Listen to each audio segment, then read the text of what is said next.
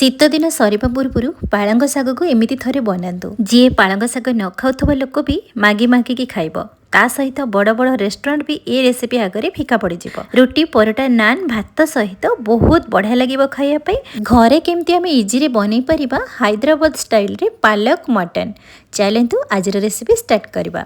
आज रेसिपी बनवाई प्रथम आम पालंग शाग को भलसे बाछि नबा। बाछि सारा काटिकी धोईकी एबे आमे छांकी रखीदबा। एपटे आम मटन किछि नहीं ओजन हम 300 ग्राम पाखापाखि आउ बोनलेस वाला मु नहीं। मटन को भलसे धोई नबा। धोई सारापर से आम गोटे चमच फ्रेश दही ऐड करवा।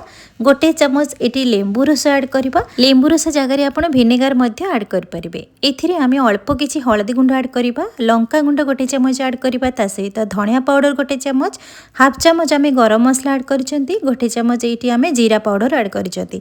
स्वाद अनुसार ये मु हाफ चमच लूण ऐड करिछि। गोटे चमच कंचा सोरिष तेल ऐड करिछि। एतिकी जिनस ऐड कर सारा पर आम भलसे मैरिनेट करके आम मटन को आम रखी नबा। तो क्वांटिटी हिसाब से मुझे एतिकी मसला ऐड करिछि। आपण जदि अधिक क्वांटिटी रे मटन नौचंती ताहले आपण सब जिनस को डबल करि परिबे। एबे मटन को भलसे मैरिनेट कर सारा पर एबे आम ताको साइड रखिबा। आज रेसिपी पई चलंतु किछि मसला बनैबा। गोटे छोट ब्लेंडिंग जार रे गोटे रसुण रु मु अधा छड़ेकी नहीं। तो रसुण कला दे सारा पर गोटे कंचा लंका ऐड करिछि। एठी आमे अल्प किछि काजू ऐड करिसेंती, अल्प अदा नहीं। तो एतिकी जिनस को आमे भलसे अल्प पानी देकी तार गोटे चिकन पेस्ट बनै दबा। तो रसुण अदा कंचा लंका काजू एतिकी जिनस रे आमे एठी मसला बनैचंती। एबे एई मसला को साइड रखिबा। एपट्रे आमे गोटे गैस चूल्हे गोटे कढ़ईटे बसैचंती। सेथिरे मात्र गोटे चमच सोरिष तेल दे सारा परे सेथिरे आमे धोईकी रखिथिबा पालंग शाग को ऐड करिबा। अल्प किछि लूण सेथिरे ऐड करिबा। ध्यान रखिकी आपण लूण को ऐड करिवे। मटन रे भी आमे लूण ऐड करिसंती। एठी आपण गोटे चुटकी पाखापाखि लूण ऐड करिवे। लूण ऐड कर सारा परे शाग को भलसे आमे टिके हाई फ्लेम रे भाजी नबा। बेसी सिझेइबेनी। एई भली भाबरे शाग को भाजिबे जेमिति तार पानी जिनस गुडा सुखिला हेई आसीबो। एबे सबु शाग को आमे गोटे प्लेट रे काढी नबा।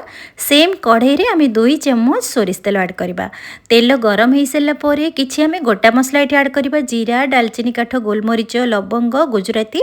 ता सहित आमे 2टी पियाज को एमती काटिकी ऐड करिछि। आपण क्वांटिटी हिसाब रे बेसी कम करि परिबे। तो मु एमती मीडियम साइज रे 2टी पियाज ऐड करिछि।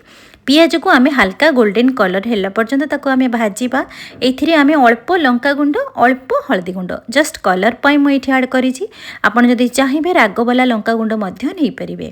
एबे सब जिनस को भलसे मिक्स करके हल्का टिके गोल्डन कलर हेला पर्यंत भाजी सारा परे एठी आमे ऐड करबा मसला जो आमे बनेकी रखिथिले से मसला पेस्ट को एठी ऐड करबा। मसला धुआ पानी मु एठी हाफ कप एठी ऐड करिछि। एबे सब जिनस को भलसे मिक्स करके मसला को आमे कसिबा। गैस रो फ्लेम को मीडियम रे रखिबे, हाई रे रखिबेनी जोथि पई कि मसला हमर पोड़ी जिवो। तो एई भली भाबरे मसला धीरे धीरे कसिबे जेमिति मसला हमर टिके सुखिला हेई आसीबो। एबे आमे ऐड करबा गोटे टमाटो को पेस्ट करके मु एठी ऐड करिछि। सेतिरे अल्प किछि पानी ऐड करबा। ता सहित आमे भलसे मिक्स करबा। टमाटो जदि आपण बाटिके ऐड करबिनी ताहले आपण टमाटो को फाइन चॉप करके मध्य एठी ऐड कर परिबे।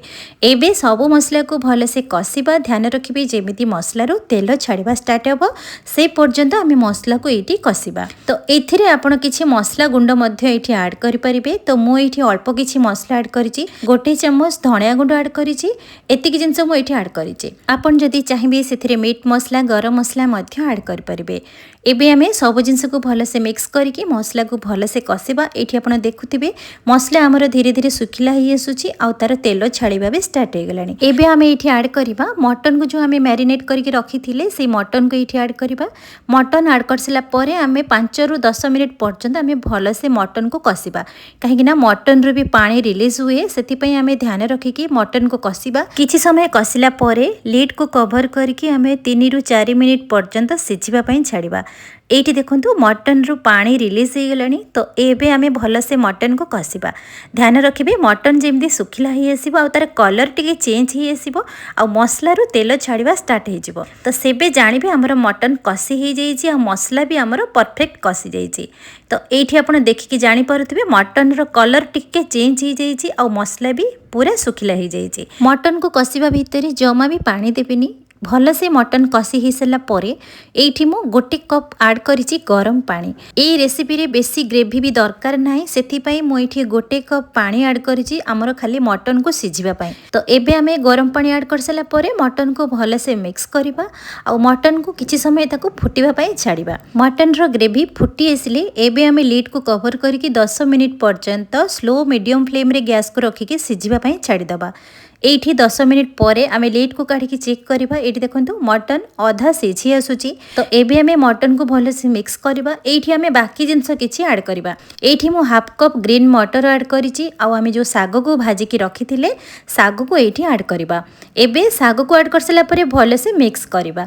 तो एठी देखो धीरे धीरे हमर मटन रो ग्रेवी केमती बहलिया हे आसूची। एथिरे आ बिल्कुल पानी भी देबेनी। एबे सब जिनस को भल से मिक्स कर सारा पर एठी आमे टेस्ट को बैलेंस करबा पई गोटे चम्मच ये मु चीनी ऐड करी। आपन को जदि पसंद ना ताले आपण स्किप करेंगे। तो एबे हमें लीड को कवर करके पुणी 10 मिनिट आम गैस फ्लेम को स्लो रे रखिकी मटन को सिझापी छाड़ा। 10 मिनिट पर ये देखु मटन केमती कलर चेंज हो जाइए आ देखा बहुत सुंदर लगुच। बास्ना भी बहुत बढ़िया आसूची। एबे हमें सब जिनस को भल से मिक्स करवा। एथिरे आउ किछि भी मसला गुंड ऐड करिबिनी। लास्ट को ये हाफ चम्मच गरम मसला मुझे ऐड करिछि। बस एतिक जिनस एबे भल से हमें मिक्स करवा। जदि आपन को डाउट थिबो तो एठी आपन चेक करि परिबे मटन सिझिछि कि नाही। जदि मटन सिझी नथिबो ताहाले आपन आउ 5 मिनिट पर्यंत गैस फ्लेम को स्लो करिके मटन को सिझिबा छाड़ी देबे। तो मु एठी चेक कली मटन सिझी जाइछि। एपटे हमें मटन को गोटे छुंक दबा जोटा कि रेस्टोरेंट स्टाइल रे बास्ना टेस्ट परफेक्ट आसीबो। एपटे आमे गोटे छोट तड़का पैन रे मुझे गोटे चम्मच बटर ऐड करिछि। अल्प किछि रसुण छेचिक ऐड करिछि ता सहित गोटे सुखला लंका भल से आमे गरम कर सारा पर एपटे मटन रे से छुंक को ऐड करबा। रसुण छुंक एथि पई देली जेहेतु आमे पालंग साग यूज करूचंती सेति पई मो बटर रे रसुण छुंक मु एठी ऐड करिछि। आपन को जदि रसुण छुंक पसंद नाही ताले आपन रसुण को स्किप कर परिबे। एबे आमे सब जिंस को भल से मिक्स करबा। एबे हमर बनी गला हैदराबाद स्टाइल पालक मटन। घरे आमे अति सहजरे केमती बनैले बड़ बड़ रेस्टोरेंट स्टाइल रे आउ इजी रे भी बनैले हेल्दी वे रे भी बनैले। काहेकि ना आपन तो जानिचंती बड़ बड़ रेस्टोरेंट रे केमती बना जाए ताठू आमे घरे बहुत सुंदर भाबरे बनैचंती अति सहजरे अल्प तेल मसला रे। मटन रो गोटे रेसिपी खाई खाई जदि बोर हो जाउथिबे ताहले आपन एई भली भाबरे थरे ट्राई करंतु। रोटी पराठा नान भात सबुथिरे एन्जॉय करि परिबे। पिला माने न खाउथिले मागी मागी की खाइबे। आजर रेसिपी आपण माननको निश्चित भाव में पसंद आसीथिबो। जदि पसंद आसीथिबो यूट्यूब रे देखुथिले बिंदुरोसेई चैनल को सब्सक्राइब लाइक शेयर कमेंट करिवे। फेसबुक पेज रे देखुथिले फॉलो और लाइक करिवे। पुणी देखा हबो नुवा रेसिपी रे। नमस्कार।